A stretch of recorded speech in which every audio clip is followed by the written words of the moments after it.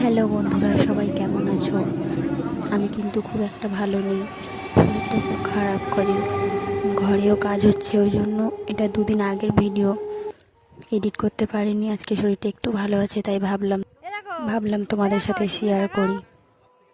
ঘরে কাজ হচ্ছে, তাই এবছর মঠে যেতে পারিনি। প্রতি বছরই মঠে যাই, এবছর যেতে পারিনি। ওই দিনে ঘরে কাজ হয়েছে, ওই জন্য তারপরের দিনে বদ্রীনাথে মাসিদের সাথে। আর একজন ওই দেখো কচি শালির কাঁধ ধরে ধরে নিয়ে যাচ্ছে।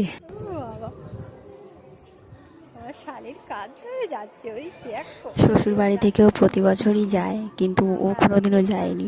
ওকে কেউ রাজি করাতে পারেনি। আমি যাচ্ছি, এখন আমি যাই। আমি ওকে বলিনি যেতে, তাও নিজে থেকেই বলে আমিও যাব বলে ওই এখন আমার সাথে যাচ্ছে। দেখেছো তো আমার বর কতটা দায়িত্ববান মানুষ। আমাকেও কোনো জায়গায় নিয়ে গেলে একা একা ওরকম হাত ধরেই নিয়ে যায়।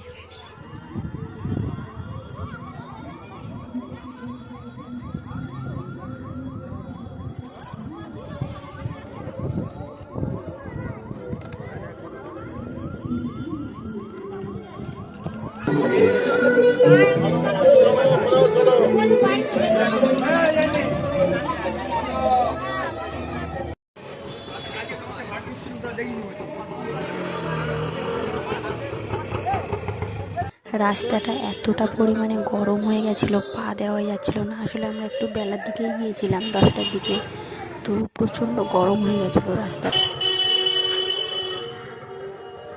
আর এই একজন আমার ভাই, মুখ দেখাবে না ক্যামেরায়, আর প্রত্যেকটা জিনিস ওর কালো, গামছা কালো, প্যান্ট কালো, গেঞ্জি কালো, যখনই যায় কিন্তু কালো।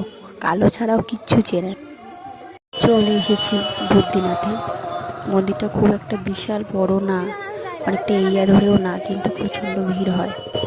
এই যে বরমশাই শালিকে নিয়ে আগে থেকে এসে দাঁড়িয়ে আছে আমাদের জন্য।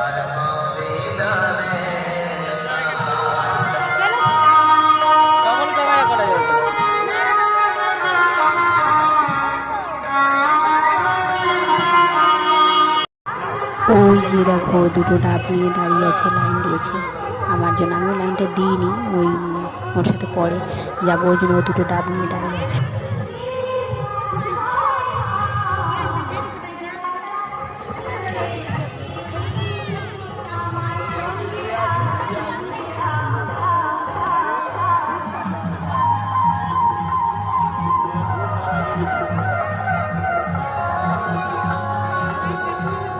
দেখো লাইনে দাঁড়িয়ে দাঁড়িয়ে কী করছে।